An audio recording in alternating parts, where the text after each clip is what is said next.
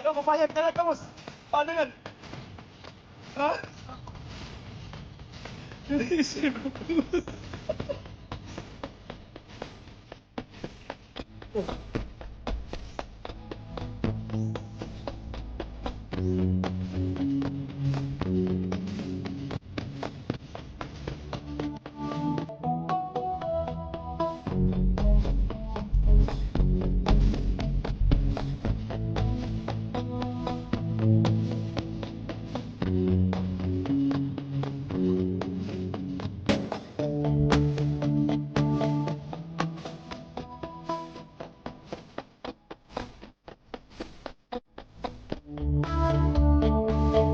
Asan yung shortcut?